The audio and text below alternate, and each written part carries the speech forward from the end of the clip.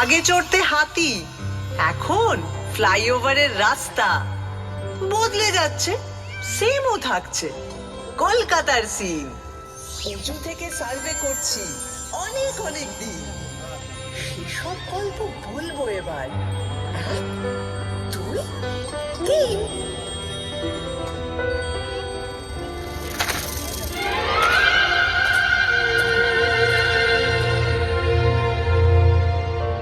আমায় নিয়ে পট এঁকেছে, এখন হচ্ছে মিম। বয়স হলো 300, 400, হাজার খানেক থিম। কি বলবে আর কি বলবে না, যদিও মেয়েটা ভালোই চেনা, তবু নিজেও ঘুরতে এলাম, দুজন মিলে থিম।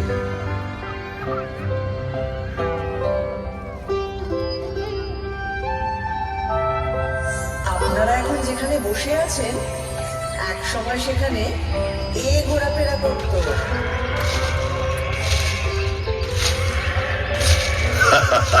কোথায় জুরাসিক পার্ক আর কোথায় পার্ক স্ট্রিট। এখান থেকে শুরু করলে মোবাইল ফোনে আসতে আসতে 52 এপিসোড লেগে যাবে। তার চেয়ে একটা চেনা জানা ব্ল্যাক এন্ড হোয়াইট দিয়ে শুরু করো। তাহলে এটা দিয়ে করি। একটা গাড়ি সা করে বেরিয়ে এলো 38-2 এলগিন রোডের বাড়ি থেকে 1941 সালের 16ই জানুয়ারি রাত্রে, এবং সোজা ঢুকে পড়ল বাঙালির আত্মার ভিতর। না না না না না, নেতাজি সুভাষচন্দ্র বসু তার আগেই কলকাতার আত্মায় ছিলেন। উনি তো 1930-এ কলকাতার মেয়র হয়েছিলেন। কংগ্রেসের প্রেসিডেন্ট হয়ে তিনি ভারতের আত্মায়। তবে ব্রিটিশদের চোখে এক মন ধুলো দিয়ে ওই মহানিষ্ক্রমণ। 3-4 রকম ছদ্মবেশ, এই একেবারে থ্রিলার। তার উপরে আক্ষরিক অর্থেই তিনি মৃত্যুহীন। এরকম সুপার হিরো কলকাতা আর পাইনি।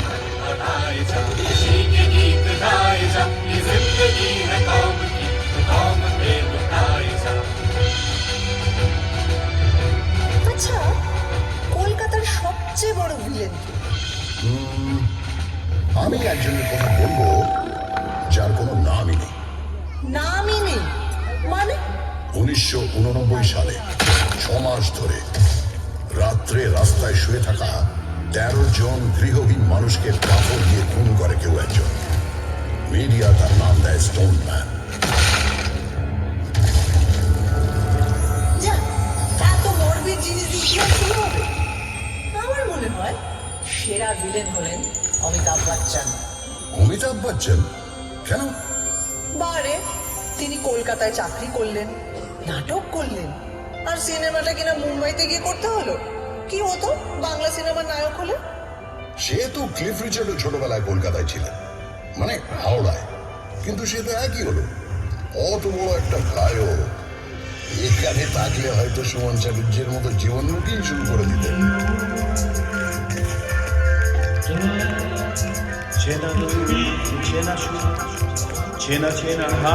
আর পেলে পেলে কলকাতায় ছিলেন না? কিংবা লিওনেল মেসি? ফুটবল নিয়ে আর কি মারবে না বলে দিলাম। 1911 সালে আইএফএ ফাইনালে 2-1 গোলে মোহনবাগান হারিয়ে দিল সাহেব টিম ইস্ট ইয়র্কশায়ার রেজিমেন্টকে। ভাবা যায়, পরাধীন দেশে ইংরেজ টিমকে হারাচ্ছে একটা দল যার সকলে ভারতীয়। কলকাতার ইতিহাসে জল করছে সেই দিনটা। ওই সালেই কিন্তু ভারতের রাজধানী সরিয়ে নিয়ে যাওয়া হচ্ছে দিল্লি। তার আগে 139 বছর ধরে আমিই ছিলাম রাজধানী। ব্রিটিশ ভারতের মোস্ট ইম্পর্টেন্ট শহর। আরে এটা লজ্জার কি, কিন্তু গর্বের ব্যাপার। কলকাতায় তখন স্বাধীনতা আন্দোলনের এমন ঝাঁজ ব্রিটিশরা সইতে পারছিল না। তাই 1905-এ ঠিক করলো বাংলাকে বিভাগ করে দেওয়া হবে।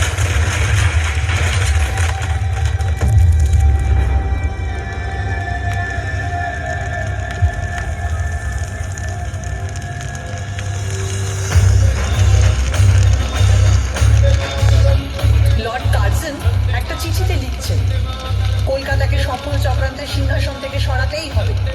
আরে সুরেন্দ্রনাথ ব্যানার্জির নেতৃত্বে এখানেই তো তৈরি হয়েছিল জাতীয়তাবাদী ইন্ডিয়ান অ্যাসোসিয়েশন। তারপরে এখানেই হয়েছিল অল ইন্ডিয়া ন্যাশনাল কনফারেন্স, আর সেই থেকেই তো কংগ্রেস। সাথে কি ব্রিটিশরা সুরেন্দ্রনাথকে বলতো সারেন্ডার নট? বঙ্গভঙ্গ তো করেই উঠতে পারবে না সহজে। কয়েক পরে রেগে মেগে রাজধানীটাই বদলে দিল। এটাই তো প্রমাণিত হয় তুমি একটা সাংঘাতিক জাগ্রত শহর, প্রতিবাদের শহর। যাকে কিনা ব্যঙ্গ করে একদিন বলা হবে মিছিল নগরী, এমনকি মুমূর্ষ নগরী। আচ্ছা মুশকিল হলো, তোমাকে তো লোকে সিটি অফ জয়ও বলে। ব্রিটিশদের সময় তোমাকে বলা হতো the second city of British empire, মানে লন্ডনের পরেই। সে তো পয়সার জন্যে। এখান থেকে ব্রিটিশদের কি মুনাফা, রাজস্ব আদায়, পাট বিক্রি, কোটি কোটি টাকা। কি মুশকিল, কলকাতার নিন্দে করলে ক্ষেপে উঠবে, আর কলকাতার প্রশংসা করলে নিজে নিন্দে করতে শুরু করবে, মানে তর্ক লাগাও, তাই না? সে তর্কাতর্কি আমার রক্তে। ভারতে সেন্সরশিপের প্রথম আইন তৈরি হয়েছিল কেন জানো? 1872-এ গিরিশ ঘোষ যখন এই শহরেই তৈরি করলেন ন্যাশনাল থিয়েটার, প্রথম নাটকটাই হলো দীনবন্ধু মিত্রের নীল দর্পণ।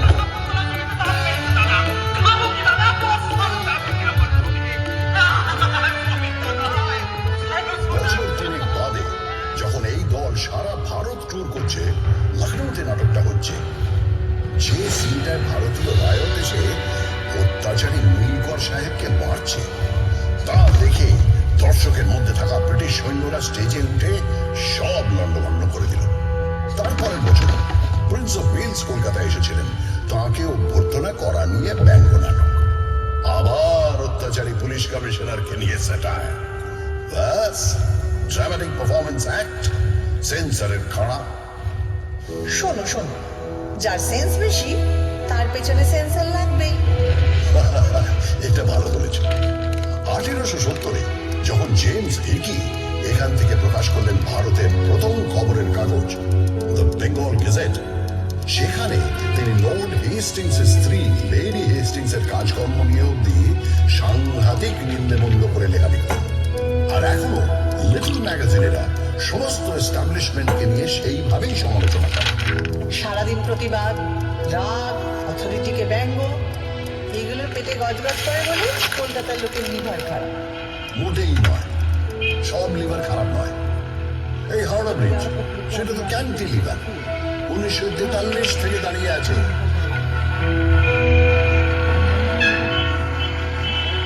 তা বটে, রোজ লাখ লাখ গাড়ি ঘোড়া, মানুষ, কত কিছুই যাচ্ছে, অথচ এতটুকু টসকায় না। এদিকে নাকি গোটা ব্রিজে একটাও স্ক্রু নেই। ওই জন্যই যাদের মাথার স্ক্রু ঢিলে তারা প্রায় হাওড়া ব্রিজের মাথায় চলে বসে। ওখান থেকে ভিউটা ইমাজিন করতে পারছো? আরে বাবা, আমি পারবো না। বছরের পর বছর ভিক্টোরিয়া মেমোরিয়ালের টবে ডানা মেলে ঠাঁই দাঁড়িয়ে কলকাতার মানুষের প্রেম দেখেছি, খুনসুটি দেখেছি। এদিকে তাকালে একাডেমি অফ ফাইন আর্টসের এক্সপেরিমেন্টাল পেন্টিং, ওদিকে তাকালে রেস কোর্সের আর অন্যদিকে ক্লাবে ক্লাবে কোট প্যান্ট পরা কলকাতায় বাবুদের ইংরেজি আনা। ভিউজ আর নিউজ শেখাচ্ছ আমাকে? তোর নারী নক্ষত্র চিনি, বুঝলে? শুধু চেনো না, ছোঁয়াচ লেগে তুমি আমারই মতো। কখনো হাওয়া দিলে বাই বাই করে ঘোরো, কখনো কাঁটের ব্যথায় ঘুরতেই ভুলে যাও। এই বাড়ি কখনো তাজমহলের টুকলি বলে দুয়ো খায়, কখনো আবার জাপানিদের বোমা খাওয়ার ভয়ে তার সারা গায়ে গোবর লেপে দিয়ে ব্ল্যাক আউট করা হয়।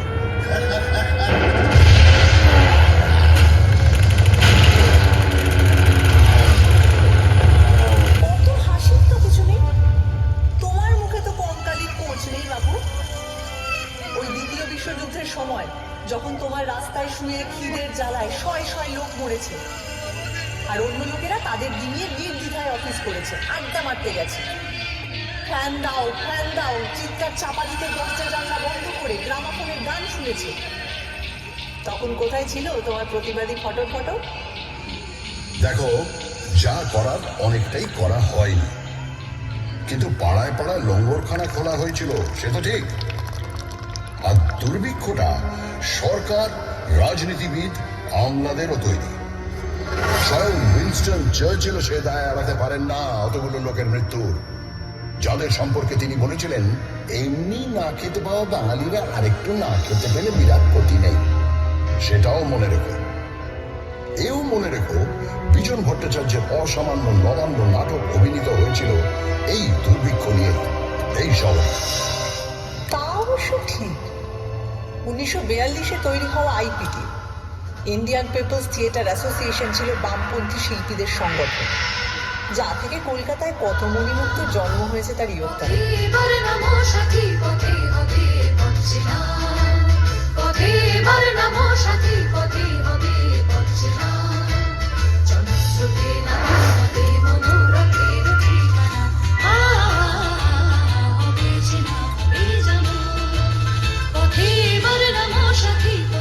আচ্ছা, শুধু নবান্ন কেন, আরো অনেক অবিস্মরণীয় গান, নাটক, সিনেমা জন্মেছে এখান থেকে। আইপিটিএরই তো ঝলমলে হিরে উৎপল দত্ত, সুচিত্রা মিত্র, জ্যোতিরিন্দ্র মৈত্র, দেবব্রত বিশ্বাস, সলিল চৌধুরী, তৃপ্তি মিত্র, ঋত্বিক ঘটক এবং এরই ভাবশিষ্য মৃণাল সেন। শিল্পকে সমাজ বদলের অস্ত্র হিসাবে ব্যবহার করব, আর তা অতুলনীয় উৎকর্ষ আবেগ দিয়ে জাগিয়ে তুলবে হাজার হাজার মানুষকে। এই জাদু বিপ্লবের রথ হই হই করে চলেছিল অনেক দূর।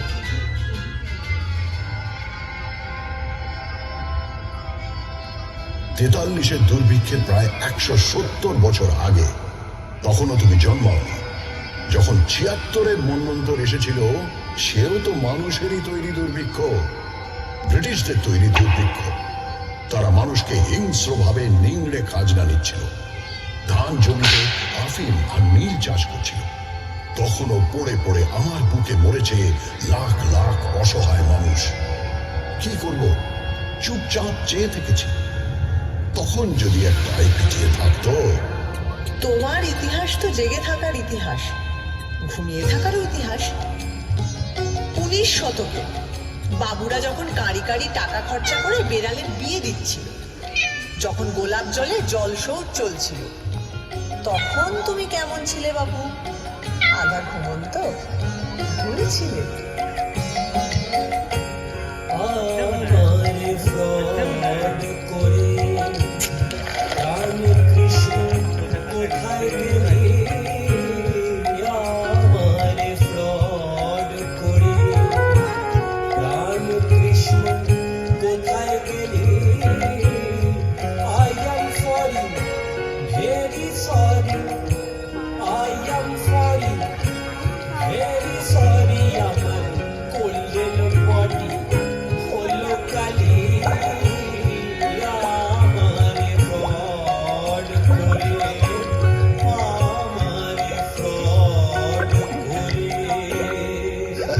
আমার দারুণ মজা লাগছিল। যে চপচপে তেল মেখে 4 ঘোড়ার গাড়ি চড়ে চান করতে যায়, তার একটা বেপরোয়া গ্ল্যামার আছে, এটা মানবে তো? আর দেখো, বাবুদের ওই বাড়াবাড়ি না থাকলে বাইজি নাচের সমজদারিও থাকতো না। তাদের টাকায় ঢালাও স্কুল কলেজের পত্তনও হতো না। আর আমার সবচেয়ে আলো ভর্তি পার্বণ দুর্গা পুজোটাই হতো না। দুর্গা পুজোটাই হতো না? ওমা, কেন?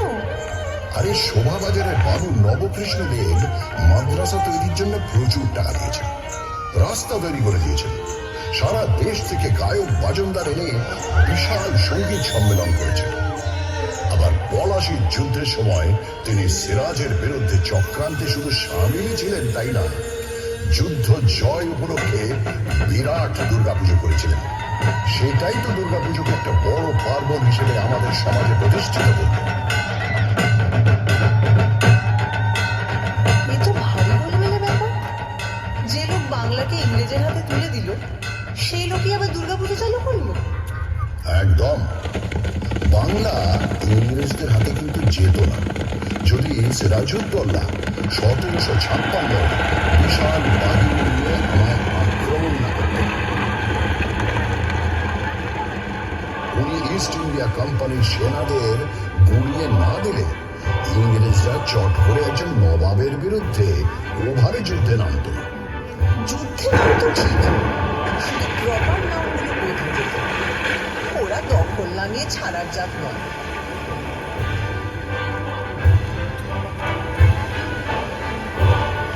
ওই যে ইস্ট ইন্ডিয়া কোম্পানির এজেন্ট জব চার্নক প্রচন্ড বৃষ্টি বাদলার মধ্যে নৌকো ভেড়ালেন 1690-এর 24শে আগস্ট। ব্যাস, চাকা গড়াতে শুরু করলো। তোমার ইতিহাসেরও শুরু। ভুল ভুল ভুল, তোমার আমার কথাটা সম্পূর্ণ ভুল।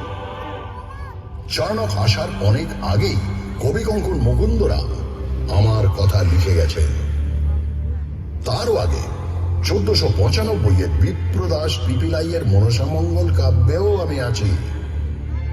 সাবর্ণ রায়চৌধুরীদের পরিবার ব্রিটিশরা আসার অনেক আগে থেকেই কলকাতার জমিদার ছিলেন, তাই ইতিহাসটা ওখান থেকে শুরু নয়। আর 2 নম্বর ভুল হচ্ছে, চাণক্য এসে যে চাকাটা খারাপ রাস্তায় গড়ালো তাও কিন্তু নিশ্চিত নয়। রামমোহন রায় সতীদাহ বন্ধ করলেন ঠিকই, কিন্তু অত বড় কাজটা কি করতে পারতেন যদি লর্ড বেন্টিঙ্ক না সাহায্য করতেন? মাইকেল মধুসূদন দত্ত কি বাংলা কাব্যের বাঁক বদল ঘটাতে পারতেন যদি মিল্টনের প্রভাব না পড়ত? আর বঙ্কিমচন্দ্র, উনি কি বাংলায় প্রথম উপন্যাস লিখতে পারতেন যদি ওয়াল্টার স্কট না পড়া থাকত? সবশেষে বলি, ঈশ্বরচন্দ্র বিদ্যাসাগর কি বিধবা বিবাহ চালু করতে পারতেন যদি ব্রিটিশরা পাশে না দাঁড়াতো? কি হাবি যাবি বকছো? মনে রেখো, শহীদ ক্ষুদিরাম বসুর মরদেহ তোমার রাস্তা দিয়ে নিয়ে যাওয়ার সময় হাজার হাজার লোক ফুল ছুঁড়েছে। তোমার রাইটার্স বিল্ডিং এ অত্যাচারী ব্রিটিশকে গুলি করার পর আত্মঘাতী হয়েছেন বিনয়, বাদল, দীনেশ। তোমার এক বিখ্যাত ব্যারিস্টার চিত্তরঞ্জন দাস, যার কাপড় কেচে আসতো প্যারিস থেকে, নিজের সব ইউরোপীয় পোশাক পুড়িয়ে দিয়ে খাদি ধারণ করেছিলেন। আর তিনি আলিপুর বোমা মামলায় যাকে ছাড়িয়ে এনেছিলেন, সেই অরবিন্দ ঘোষ তো ছিলেন পোয়েট অফ পেট্রিয়টিজম। আরে বাবা, তুমি বিপ্লবী সংগঠন অনুশীলন সমিতির শহর। ভারতবাসী আমি হাসি হাসি করব ফাঁসি, দেখবে ভারতবাসী। একবার বিদায় দে মা, ঘুরে আসি। একবার বিদায় দে মা, ঘুরে আসি।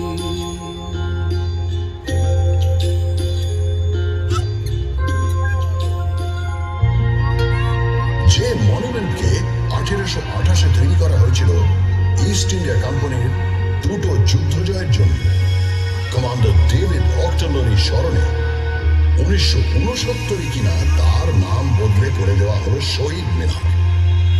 উৎসর্গ করা হলো ভারতের স্বাধীনতার যুদ্ধে শহীদদের উদ্দেশ্যে। তবে অপরাধের কিছু নেই, আমি শুধু ভাবছিলাম কি হলে কি হতো। ভাবো ভাবো, ভাবা প্র্যাকটিস করো। এটাও ভাবো, কলকাতায় যদি বাঘ সিংহ ঘুরে বেড়াতো তাহলে কি কি হতো? আরে কলকাতার বাঘ তো বিখ্যাত, বাংলার বাঘ তো কলকাতাতেই থাকতেন। 1857 সালে হওয়া কলকাতা বিশ্ববিদ্যালয়কে বছর 50 পরে দায়িত্ব নিয়ে একেবারে নতুন রূপ দিয়েছিলেন এই বাঘ, আশুতোষ মুখোপাধ্যায়। আর সিংহ? হ্যাঁ, সিংহ তো ছিল কালী প্রসন্ন সিংহ, যিনি এক হাতে অনুবাদ করেছেন মহাভারত আর অন্য হাতে আমায় নিয়ে লিখেছেন হুতম প্যাঁচার নকশা। আচ্ছা, বাঘ সিংহ তো বুঝলাম, আর গন্ডার? হ্যাঁ, গন্ডারও আছে। গন্ডার হচ্ছে তারা যাদের চামড়া ভেদ করে কলকাতার অবিশ্বাস্য মনীষীদের কথাগুলো ঢোকেইনি। রামমোহন রায় তাদের কাছে পাটকেল খেয়েছেন, আর বিদ্যাসাগরকে নিয়ে তো ব্যঙ্গ করে গান বেঁধে ঘুরে ঘুরেও গিয়েছেন তার। এগুলো বরং প্রমাণ করে ওরা সময়ের চেয়ে কত এগিয়ে ছিলেন। বিবেকানন্দকে শুনতে হয়েছে তিনি নাকি সন্ন্যাসীই নন, ম্লেচ্ছ দেশে যান, মাংস খান, অথচ তিনি শিকাগোয় গিয়ে ভারতের জয়ধ্বজা উড়িয়ে এলেন অসামান্য বক্তৃতায়। তার গুরু রামকৃষ্ণকে শুনতে হয়েছে তিনি নিরক্ষর, আর তিনি তার সহজাত বোধ ও ধর্মজ্ঞানের ছটায় চারপাশে জড়ো করে এনেছেন শ্রেষ্ঠ মনীষীদের। তার যত মত তত পথ শুধু ধর্ম নয়, শহর কলকাতার জীবনযাপনেরও দর্শন।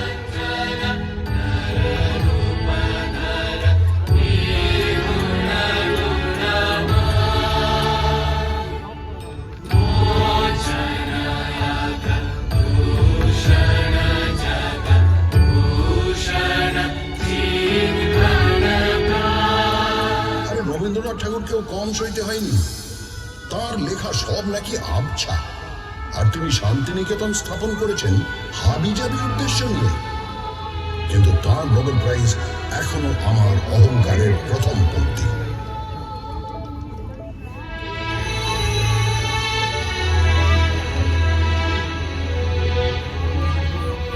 আমি রাজধানীর পর থেকে 1911 খসে পড়লাম, কিন্তু 2 বছর পরেই আমার মাথায় এমন মুকুট উঠল যার ঝলমলানি তামার রং। নোবেল কমিটি বলল রবীন্দ্রনাথ ঠাকুরকে প্রাইজ দেওয়া হচ্ছে because of his profoundly sensitive, fresh and beautiful verse. প্রথম ভারতীয় নোবেল পেলেন। সত্যি ভাবা যায় না বলো, একটা শহর থেকে 6 জন নোবেল লরিয়েট এবং 5টা আলাদা ক্ষেত্রে কাজের জন্য। 1902-এ পেয়েছেন রোনাল্ড রস চিকিৎসাবিদ্যার জন্য। 1930-এ ফিজিক্সে নোবেল পেলেন সিভি রমন। 1979-তে মাদার টেরেসা পেলেন নোবেল শান্তি পুরস্কার। 1998-তে পেলেন অমর্ত্য সেন ইকোনমিক্সে। আবারও 2019-এ পেলেন অভিজিৎ বিনায়ক বন্দ্যোপাধ্যায়, এবারও ইকোনমিক্সে।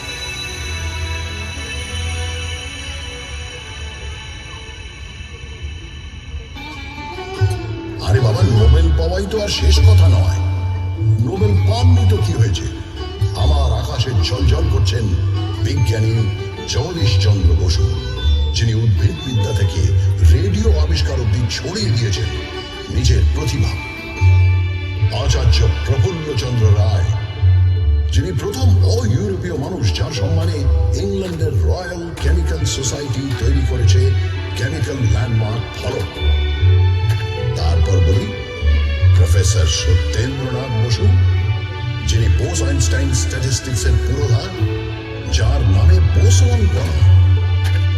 এখানেই শেষ নয়, আরো আছে শ্রী প্রশান্ত চন্দ্র মহলানবিশ, যিনি ভারতীয় স্ট্যাটিস্টিক্স চর্চার জনক, প্ল্যানিং কমিশনের অসামান্য কারিগর, যার জন্মদিন এখন ন্যাশনাল স্ট্যাটিস্টিক্স ডে।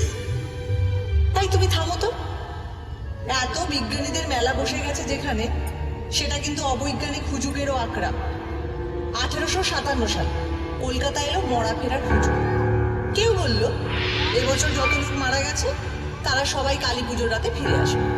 কেউ বলল না না না না না, গত 10 বছরে যত লোক মারা গেছে তারা সবাই 15ই কার্তিক ফিরে আসবে। সারা শহরে হইচই পড়ে গেল।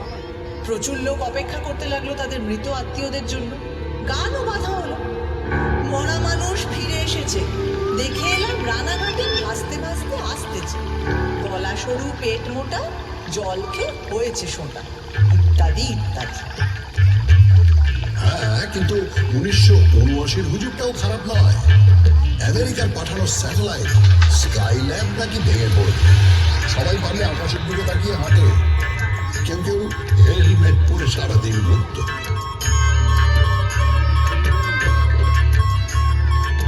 স্কাইল্যাবের টুকরো অবশ্য কয়েকটা পড়েছিল, কিন্তু কলকাতার ধারে কাছে নয়, অস্ট্রেলিয়ার পার্থ আর অন্য কয়েকটা জায়গা।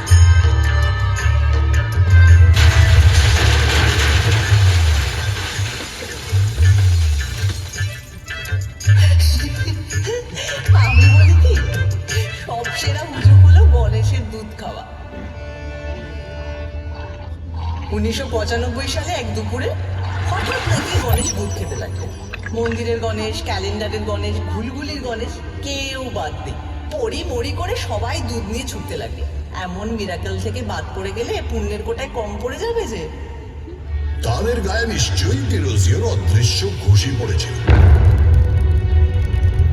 একটা 17 বছরের অ্যাংলো ইন্ডিয়ান ছেলে হিন্দু কলেজে ইংরেজি পড়াতে এসে তার ছাত্রদের শেখাচ্ছে তর্ক করো, যাচাই করো, যুক্তিবাদী হও, প্রথাকে চ্যালেঞ্জ করো।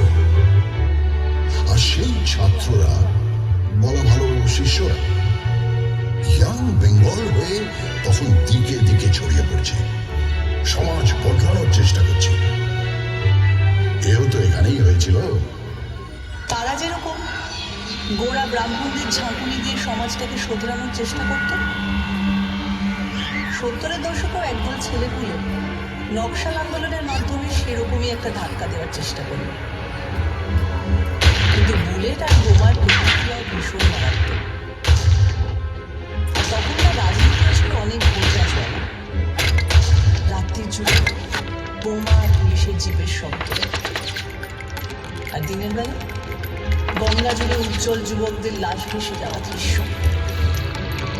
তোমার গায়ে অনেক গরম রক্ত শিক্ষা করেছিল, আদর্শ প্রথা সব হারিয়ে গেছিল নতুন নতুন মুখোশের আড়ালে।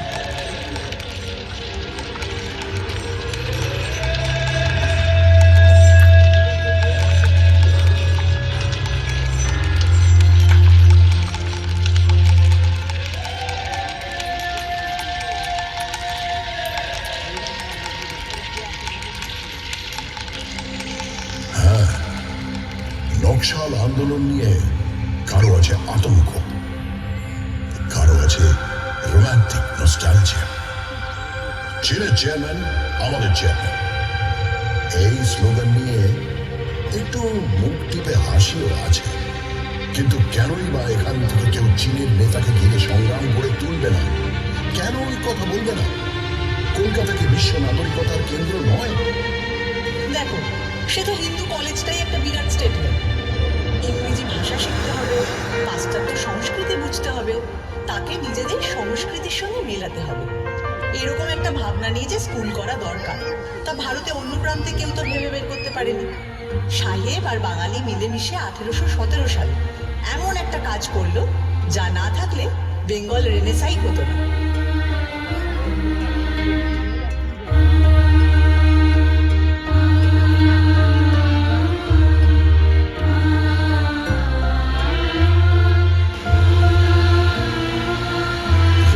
কথা ভাবলে সত্যি দাঁত লেগে যায়। শুধু ঠাকুর পরিবারের কথা বলতে গেলেই তো হাঁপিয়ে পড়বো। এরা বোধ হয় এক একটা লোকের মধ্যে 10টা করে জিনিয়াস ভরে দিত। যেমন দ্বিজেন্দ্রনাথ ঠাকুর, তিনি সংস্কৃত থেকে বাংলায় মেঘদূত অনুবাদ করছেন, বাংলায় দর্শন তত্ত্বের বই লিখছেন, আবার বাংলা শর্ট হ্যান্ড উদ্ভাবন করছেন, এমনকি বাক্স বানানো নিয়েও বই লিখছেন। সত্যেন্দ্রনাথ ঠাকুর, তিনি শুধু প্রথম ভারতীয় আইসিএসই নন, ওই যুগে তাঁর বউকে বিলেত নিয়ে গেলেন। এবার বলি জ্যোতিরিন্দ্রনাথ ঠাকুরের কথা। তিনি একাধারে সুরকার, চিত্রকর, নাট্যকার, পরিচালক, এমনকি অভিনেতা। দেবেন্দ্রনাথ ঠাকুর, তিনি তো 3 ঘন্টায় গড়গড়িয়ে ডিকটেশন দিয়ে লিখে ফেললেন ব্রাহ্ম ধর্মের বই। গগনেন্দ্রনাথ অসামান্য চিত্রকর, কার্টুনও আছেন, ছবিতে কিউবিস্ট ভাবও আনছেন।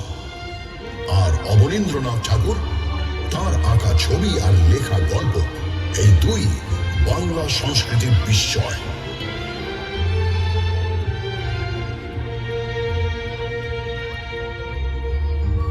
কেন রায় পরিবার? উপেন্দ্র কিশোর রায়চৌধুরী বেহালা বাজাচ্ছেন, আবার বাংলা শিশু সাহিত্যে কাঠামো করে দিচ্ছেন, বাচ্চাদের পত্রিকা বের করছেন, আবার হাফটন প্রিন্টিং এ আশ্চর্য আবিষ্কার করে বিপ্লব এনে দিচ্ছেন। তার ছেলে সুকুমার রায় খেয়াল রসের গদ্যে পদ্যে তাক লাগিয়ে দিচ্ছেন, আবার ননসেন্স ক্লাবে প্লেটো বা তুর্গেনেভ নিয়ে কথাও বলছেন। এরা বোধ হয় প্রাচ্য পাশ্চাত্যের গুণগুলোকে একটা গেলাসে গুলে সকালে উঠেই খেয়ে নিতেন। হ্যাঁ, ঠিক বলেছ। এই মিলিজুলিটা আমাদের চিরকাল আছে। 1835 মেডিকেল কলেজও তো স্থাপিত হয় এখানকার লোককে পাশ্চাত্য ডাক্তারি রীতিতে শিক্ষিত করে তোলার জন্য।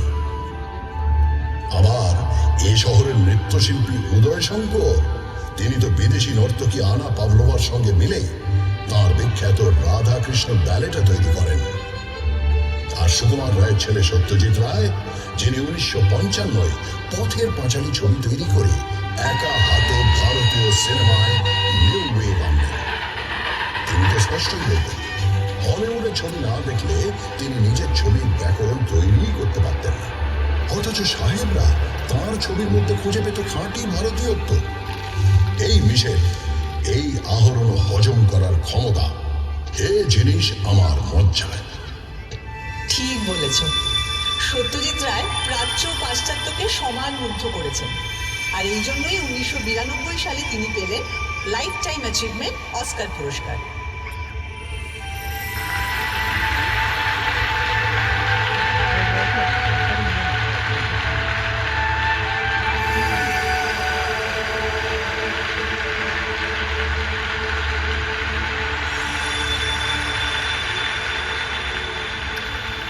হ্যাঁ, কিন্তু এটা ভুলো না, ওই বছরেই সত্যজিতের গোড়ার দিকের ছবির ক্যামেরাম্যান সুব্রত মিত্র তিনি পেলেন Eastman Kodak lifetime achievement for excellence in cinematography. অদ্ভুত, সুব্রত মিত্র পৃথিবীর এক সেরা ক্যামেরাম্যান, কিন্তু তার নামটা সেভাবে প্রচারই পেল না। এই আনসাং হিরোদের নিয়ে তোমার এই হইচইটা একটু বোঝাও তো, এটা আদিক্ষেতা না উদারতা? আমি না ঠিক আন্দাজ করতে পারি না। কারণ নামে প্রশংসা করলেই কলকাতাইয়ারা তক্ষুনি আরেকটা নাম পকেট থেকে ফস করে বের করে বলে, উনি তো দর পেলেন না কিন্তু মহান ছিলেন। হ্যাঁ, বলবো নয় বা কেন? কলকাতার মানুষ যেমন জয়ীকে নিয়ে নাচানাচি করে, তেমনি তথাকথিত পরাজিতকেও তার মূল্য দিতে জানে। যিনি প্রাইজ পাননি, অখ্যাতি নিয়ে মারা গেছেন, তাকেও পুজো করতে জানে। কারণ সে বোঝে একজন স্রষ্টার মূল্য তিনি কতটা সোনা কুড়োলেন তা দিয়ে বিচার হয় না, কতটা সোনা বিলোলেন তা দিয়ে মাপতে হয়। তাই রবীন্দ্রনাথ যতদিন, জীবনানন্দ দাশ ততদিন, সত্যজিৎ রায় যতদিন, ঋত্বিক ঘটক ততদিন, সৌম্য মিত্র যতদিন, বাদল সরকার ততদিন, সুনীল গঙ্গোপাধ্যায় যতদিন, কমল কুমার মজুমদার ততদিন, পঙ্কজ রায়কে আমরা মাথায় তুলে রাখব, সুটে ব্যানার্জিকেও, হেমন্ত মান্না সন্ধ্যাকেও সিংহাসন দেব, সুচিত্রা মিত্র, কণিকা বন্দ্যোপাধ্যায়কেও পুলিশ চালাবো, সঙ্গে নির্মলা মিশ্র, প্রতিমা বন্দ্যোপাধ্যায়কেও, নিখিল ব্যানার্জির সেতারে বুঁদ থাকবো। এগুলো হুজুগ নয়, এক্সট্রা সচেতনতা। আচ্ছা, এটা শুধু শিল্পের বেলায় জেগে ওঠে কেন বলতো? যখন 1947-এ দেশভাগের পর উদ্বাস্তুরা দলে দলে এসে পৌঁছল এই শহরে, তখন সেই মানুষগুলোকে, সেই মুহূর্তের পরাজিতদের বুকে টেনে নিতে এত অনীহা কেন?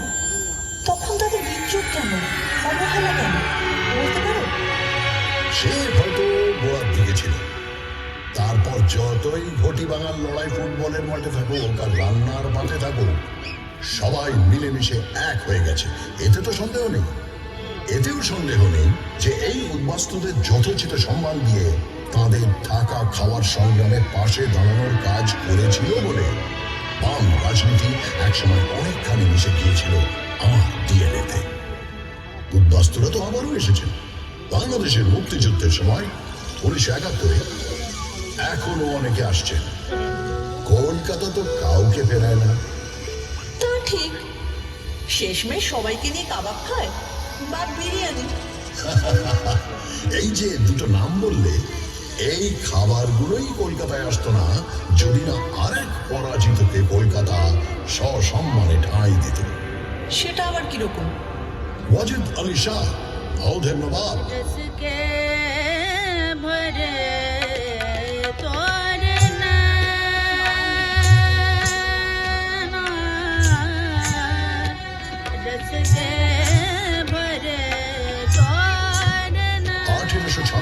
তাকে ইংরেজরা বিনা যুদ্ধে সিংহাসনচ্যুত করে নির্বাসনে পাঠালো কলকাতায়।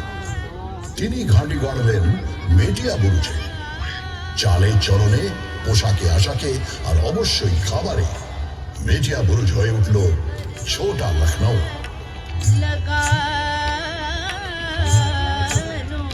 এখানকার গান বাজনা নাচ তো প্রভাবিত হলোই, জিভের কোষ আর রান্নার হাঁড়ি প্রভাবিত হলো তার চেয়েও বেশি।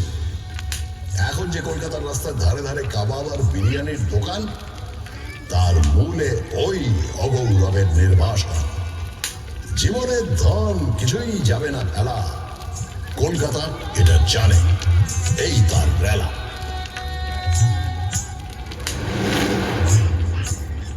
এই রেলা টেলা কোথায় চলে যায় যখন 1946-এর দাঙ্গার কথা মনে পড়ে যায়?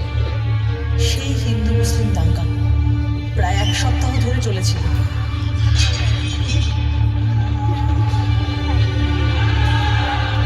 হ্যাঁ, নিশ্চয়ই লজ্জায় মাথা হেঁট হয়ে যায়।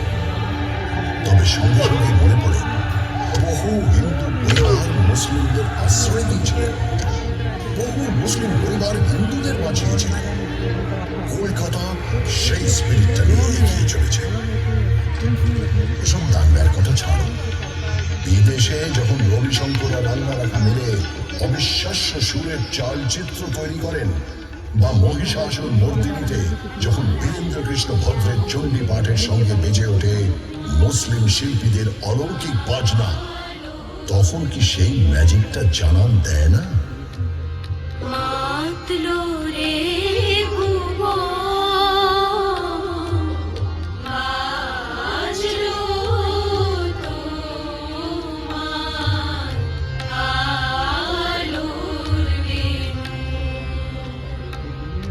জানো, আমার না মনে পড়ে গেল ম্যাজিশিয়ান পিসি সরকারের কথা।